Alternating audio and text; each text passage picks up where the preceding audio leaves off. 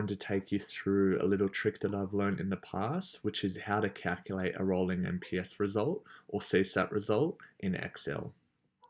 So in a lot of organizations, what actually happens is, to ensure stability of NPS or CSAT results, they create what's known as a rolling calculation, which generally accumulates the number of responses across a 3 or 6 month period to ensure robustness of sample. So what I'm going to take you through today is how to actually generate these results in Excel, which I think is a really handy tip just in case you don't have a lavish survey tool that can do this for you.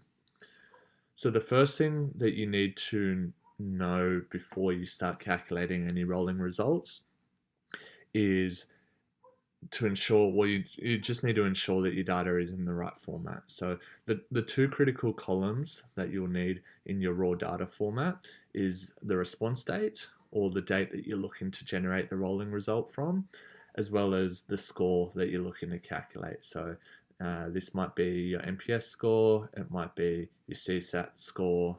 It depends on what type of measurement you're looking to calculate.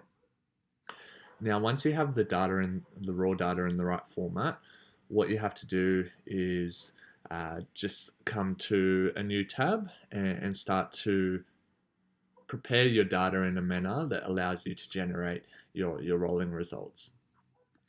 Now, just to show you how this works, I'm going to do a 1 month rolling result initially, and then we'll calculate a 3 month and a 6 month rolling result, and it's pretty straightforward once you set things up.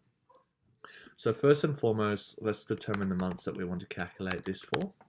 So I'm just going to create January 2021, February 2021, and I'll just drag this across all the way to December.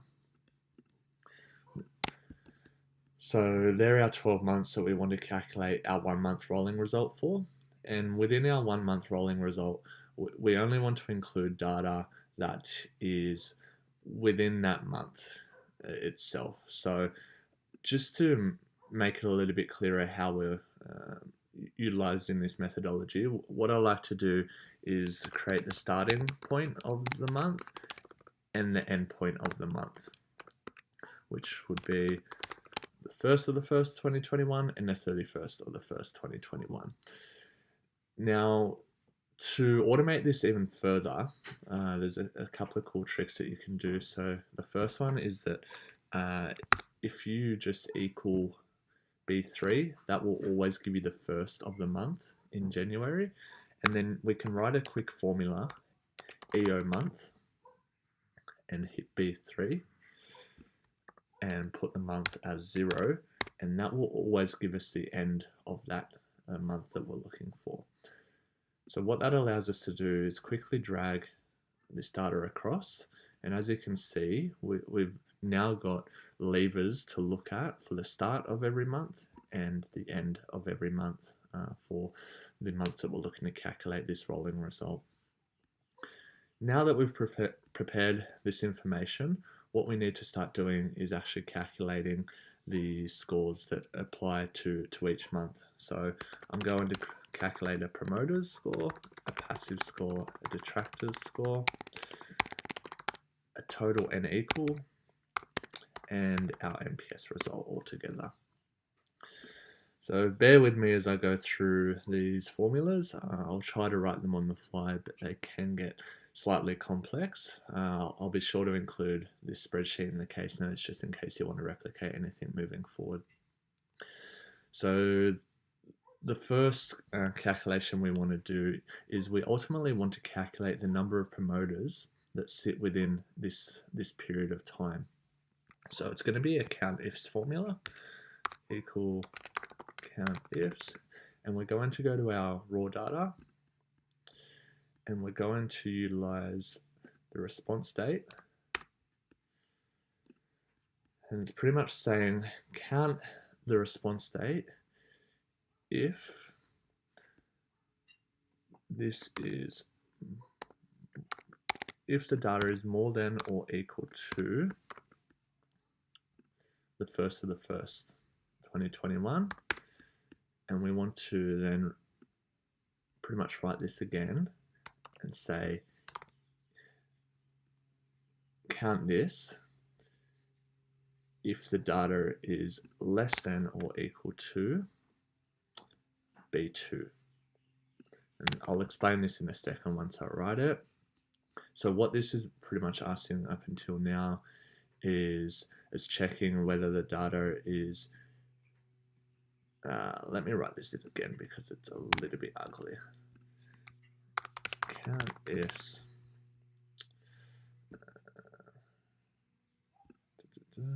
so we're looking for all of the dates within C, and then we come back here.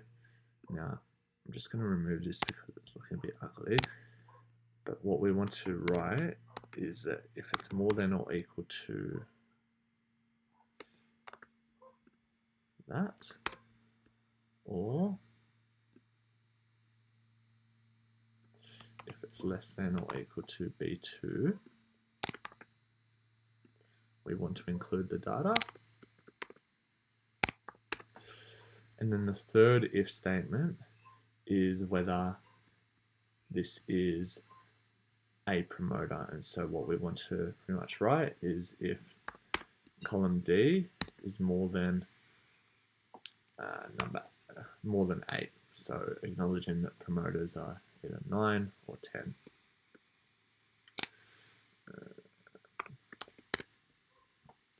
Just need to put apostrophes around that. And let's hope this works. Okay. So I'm just going to try to explain this formula a little bit to you, because once you get the gist of this formula, everything else is pretty much straightforward. So what I've written in this formula is a count if statement. The first component is we want to count in column C in the raw data, which is your date data. We want to count the number of responses that is more than or equal to B1, first of the first 2021, and is less than or equal to, so our second statement is count if it's less than or equal to B2, which is the 31st of the first 2021. So that's going to give us all of the results within that time period. And then our third criteria is that we just want to ensure that D, column D within this data, which is the NPS score, is more than 8, i.e. the data is 9 or a 10, which is a promoter. And what you can see here is that yields a result of 20 responses. So there's 20 promoters between this date period. And what I'm just going to do is lock in some of these values so they don't break. And then I'm going to drag it across. So locking in the values just ensures that if I drag across the data, these values don't drag with it.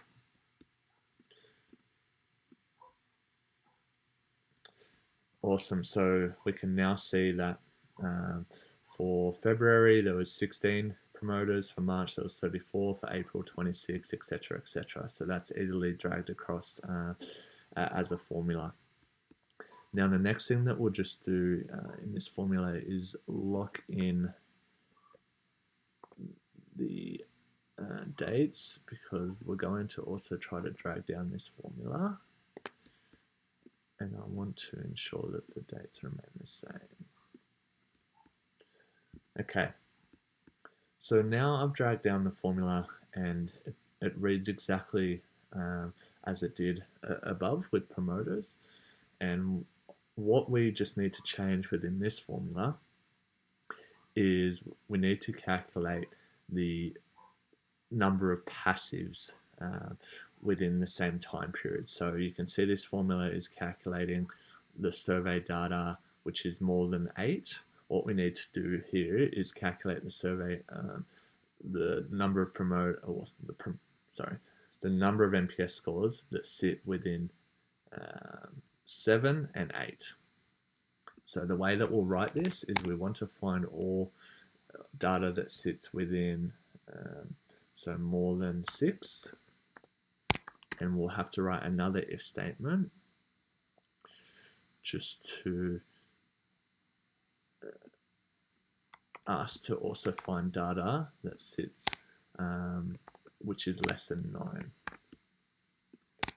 So what we're asking here is that we want to find the NPS scores that sit more than 6, so i.e. 7, 8, 9, 10, but we also don't want to find data that sits less than 9. So what that is going to produce for us is all 7 and 8 responses.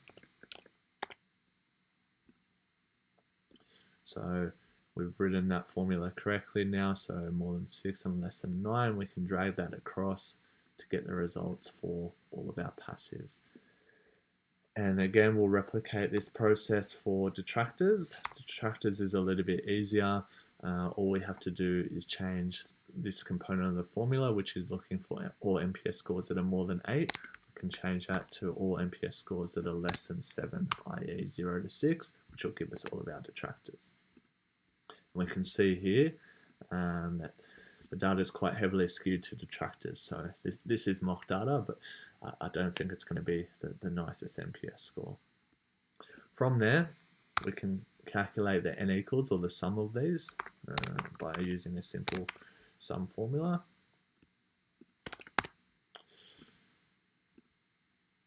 So if we drag that across, we're able to see the total results, and that should equal up to the total of our promoters, passives, and detractors, which it does at 122. And then we can calculate our NPS score from here. So our NPS score is the number of promoters over the total responses minus the number of detractors over the total responses. And you times that by 100, which gives us a result of minus 55.74. Quite a nasty NPS score. These people don't like their customers too much by the looks of things. So as you can see now, we've been able to calculate our 1 month rolling NPS score, which is really, really helpful for us to determine results on a monthly basis.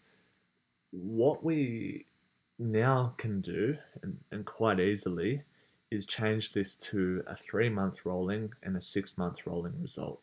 And all we need to do is manipulate the date formats here. So I'm just going to create this again and stick it down here.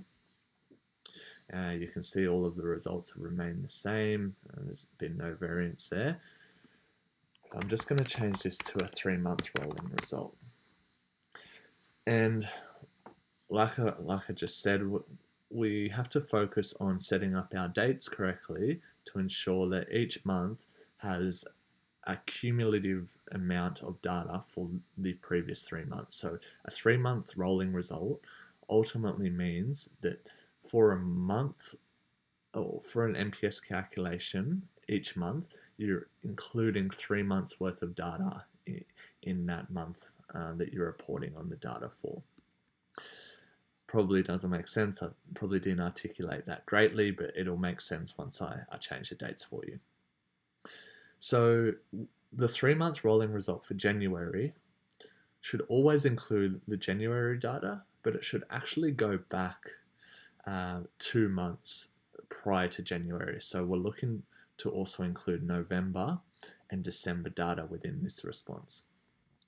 So what I'm going to do here is write a formula which ultimately gets us back 2 months to the 1st of November in 2020.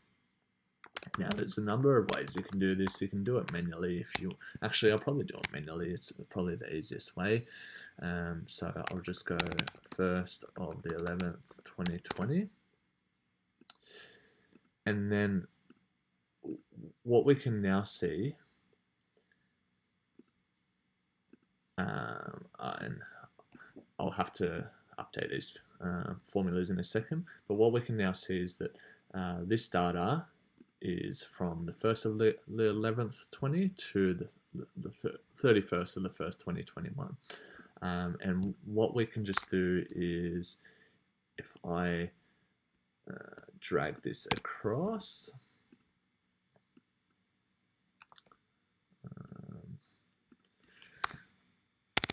let me just think of the right formula to write here. I'll just do it manually for now. So if I go 1st of the 12th, 2020, 1st of the 1st, 2021, and then update that, we can now see that each month has 3 months worth of data sitting within it. So you've got the 1st of the 3rd to the 31st of the 5th, 1st of the 4th to the 30th of the 6th, etc., etc. Now, we've set up our date frames correctly. All we just have to do here is ensure that our formulas are reading correctly off the above data. And you might recall before that I locked down the dates that we were trying to calculate the formulas off. So you can see here that this formula is actually reading off B1 and B2.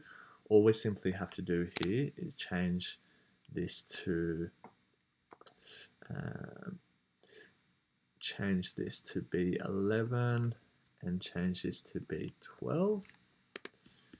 Drag that across, and you can now see that this is giving us a result for this time period, a 3-month rolling result. So if you compare 72 to 20, there's many more responses within this period, and that's because it's reading off a date range that is larger than what's been previously created for 1 month rolling. So we're just going to have to do the same thing for our surveys, our passives and detractors. So I'll just quickly do this, drag that across, and for our detractors, B11, B12. So just a reminder that we're doing this to ensure that we're reading our date ranges correctly. Drag that across, and you can instantaneously see now that our 3-month rolling results includes an array more of data compared to our 1 month rolling, because it's ultimately calculating any response that's been provided within this 3-month period. So just a call out, and I won't do it today, but there are ways that you can automate these formulas with the dates, which would allow you to just drag this information across a lot quicker. You'll get comfortable with that the more you start using these results. But what I'll quickly do is just replicate this again for the 6-month rolling score, just to demonstrate how easy it is. So for the 6-month rolling score, again, what we need to calculate is 6 months inclusive of January. So I believe it's September, October, November, December, January. No, it's August. So 1st of the 8th, 2021. So August, September, October, November, December, January gives us a 6-month period, and we just have to subsequently update all of our dates at the top here. And you can now see that we've created 6-month rolling dates for each month that we're looking to produce an NPS score. The final thing that we'll just have to update here is where the dates are reading from. So we'll change that to 21 and 22.